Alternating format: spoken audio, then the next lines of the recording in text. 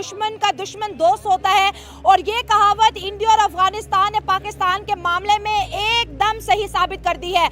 अच्छा, इब्राहिम सदर जब इंडिया और पाकिस्तान आपस में जंग लड़े थे, तो ये जो आर्मी चीफ हैं अफगानिस्तान के तालिबान के, ये पहुंचे हैं दिल्ली और वहां पे सीक्रेटली मीटिंग की है। इस विजिट को मीडिया की नजर से हाइड किया गया है। सवाल ये पैदा होता है कि ये जो चीफ साहब हैं तालिबान के, ये इंडिया क्यों विजिट कर रहे हैं, दिल्ली को इन्होंने क्यों विजिट किया, इनका क्या एजेंडा था, क्या टॉपिक डिस्कस हुए। ऐसा भी हो सकता है कि ये जो आर्मी चीफ है पाकिस्तानी मिलिट्री की सीक्रेट खबर देने दिल्ली पहुंचे हो, और उस अरे कहना क्या चाहते हो? के फौरन बाद डॉक्टर एजे शंकर का तालिबानी एफएम को कॉल करना सीधा सीधा ये साबित कर रहा है कि कहीं ना कहीं इंडिया जो है इस वक्त तालिबान का सपोर्ट चाहता है, क्योंकि इंडिया जो है पाकिस्तान के साथ वॉर चाहता है। तो कौन है ये लोग, कहां से आते हैं?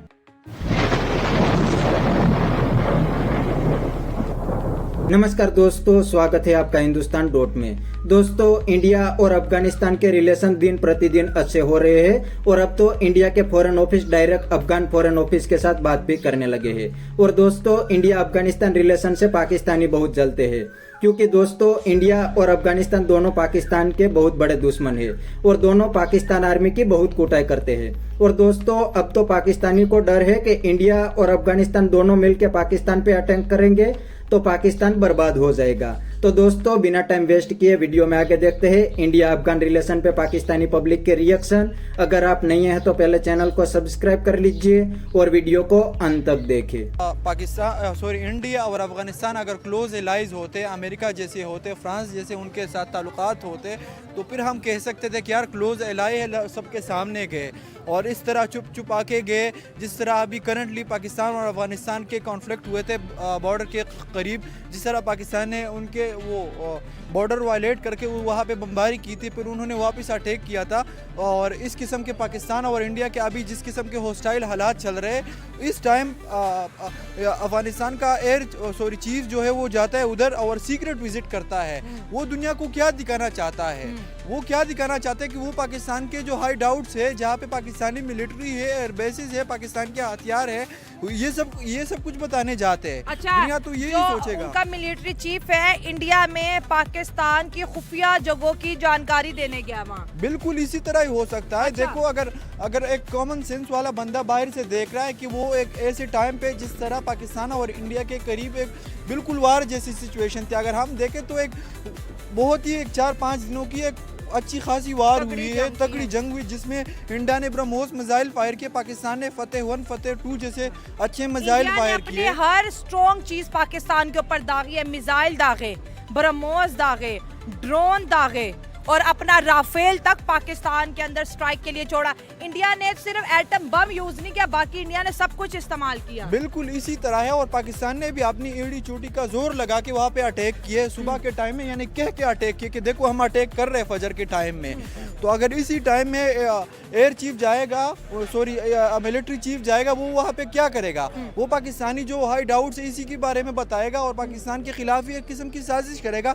इससे क्या होगा? रीजन में डिस्टेबिलिटी आएगी। अफगानिस्तान को ये चीज बिल्कुल सूट नहीं कर रही है। आपको पता है कि वो एक लैंडलॉक कंट्री है, उनके ईरान के साथ एक आइडियोलॉजिकली नहीं बनती। वो एक शिया कंट्री है और अफगानिस्तान एक सख्त गीर सुन्नी कंट्री है। वो पाकिस्तान के तरफ ही उनके साथ ट्रेड होती है। वाहिद ऐसी कंट्री है जिस तरह इमरान खान जगह जगह जाता था कि वो आप लोग इस तरह करो, अफगानिस्तान को तस्लीम करो ताकि वहाँ पे गुर्बत बढ़ेगी। उसकी वजह से क्या होगा? वहाँ पे और टेररिज्म आएगा। अगर वहाँ पे इन्वेस्टमेंट आएगी, वहाँ के लोगों को पैसे पहुँचेंगे, वहाँ पे टेक्नोलॉजी आएगी, तो वहाँ पे खुद ब खुद ही टेररिज्म ख़त्म हो जाएगा। जिस तरह अभी Daesh, Khorasan, TTP, BLA Pakistan पे अटैक कर रहे हैं, उनका गढ़ क्या कौन सी जगह है? वो वो अफगानिस्तान ही है। और इससे हमें ये बता भी लग रहा है जिस तरह BLA पाकिस्तान में अटैक्स कर रही है और TTP पाकिस्तान में अटैक्स कर रही है, और जो अफगानिस्तान का चीफ है, वो मिलिट्री चीफ, वो जाते हैं इंडिया, वो क्या दिखाने की कोशिश कर रहा है। और आपको पता है कि TTP जो है तहरीक तालिबान पाकिस्तान और अमारात अफगानिस्तान के जो तालिबान है वो नजरियाती एक जैसे है। ठीक है, मतलब ये कि आज इस खबर को अगर देखा जाए तो ये खुल्लम खुल्ला तालिबान की तरफ से पैगाम है कि हम इंडिया की सपोर्ट में हैं। और जब जंग हो रही थी दो मुल्कों की तो तालिबान के जो मिलिट्री चीफ हैं इब्राहिम सदर वो दिल्ली जाते हैं, उनकी गवर्नमेंट से जी मीटिंग करके छुप छुपा के वापस आ जाते हैं। इस वक्त देखा जाए तो इंडिया और अफगानिस्तान के ताल्लुकात जो है तालिबान के साथ बेहतर हो रहे हैं। देखिए, इंडिया की फॉरेन पॉलिसीज़ का जिक्र करूँ तो उन्होंने बोला था अगर अफगानिस्तान की बात है, अफगानिस्तान के लोगों की मसाइल की बात है,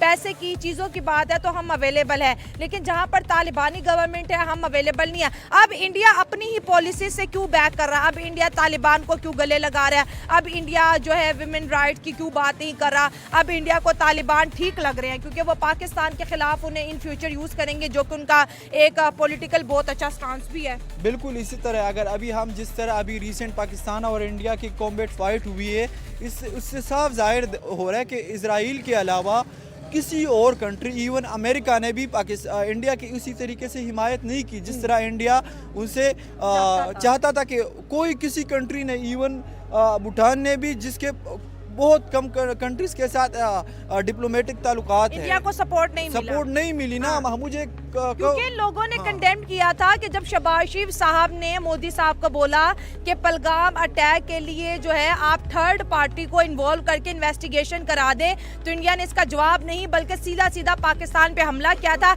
इस बात को लेके बहुत सी कंट्रीज उनसे खफा हुई हैं। अभी देखो इंडिया में खुद इंडिया के काफ़ी बड़े बड़े एनालिस्ट कह रहे हैं कि ये इंडिया की सबसे बड़ी वो नैरेटिव में फेलियर है, वो अपना नैरेटिव सही तरीके से बयान न कर सके।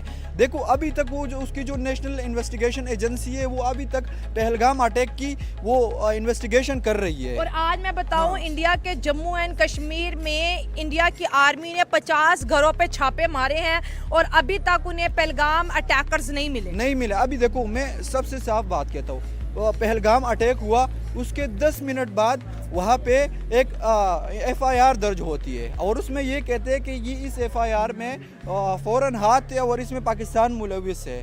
इंडिया की वो जो इन्वेस्टिगेशन एजेंसी है या जो FIR वाले हैं वो इतने स्ट्रॉन्ग है कि उनको 10 मिनट के अंदर पता लग गया और उन्होंने पाकिस्तान के खिलाफ एक ऑपरेशन लॉन्च कर दिया, एक दावा बोल दिया।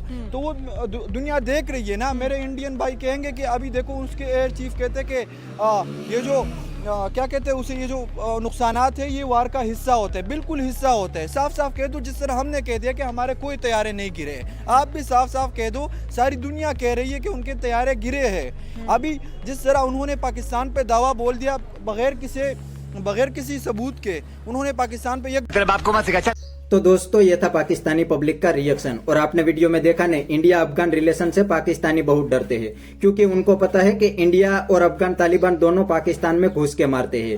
और दोस्तों अब तो अफगान तालिबान ने खुल के ऑपरेशन सिंदूर का साथ दिया है और पाकिस्तान को आतंकवादी देश भी बता दिया है। और दोस्तों मजे की बात यह है कि पाकिस्तानी पब्लिक अफगानी को अपना इस्लामिक ब्रदर मानते हैं, लेकिन अफगानी पाकिस्तानी की जरा भी रिस्पेक्ट नहीं करते। वो तो पाकिस्तानी को भिखारी ही कहते हैं क्योंकि अफगानी को पता है कि पास्ट में पाकिस्तान आर्मी ने अफगानिस्तान में बहुत ही इंटरफियरेंस किया है।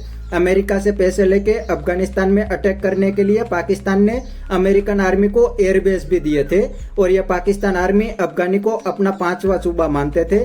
लेकिन अफगान तालिबान ने आते ही पाकिस्तान आर्मी की कुटाई चालू कर दी और इंडिया को खुल के साथ दिया, इसीलिए ये पाकिस्तानी बहुत जलते हैं। तो बस दोस्तों आज के वीडियो में इतना ही। यह था पाकिस्तानी पब्लिक का रिएक्शन। अगर आपको ये वीडियो पसंद आया है तो वीडियो को लाइक शेयर कर दीजिए और चैनल को सब्सक्राइब करना मत भूलिए। थैंक यू, मिलते हैं नेक्स्ट वीडियो में।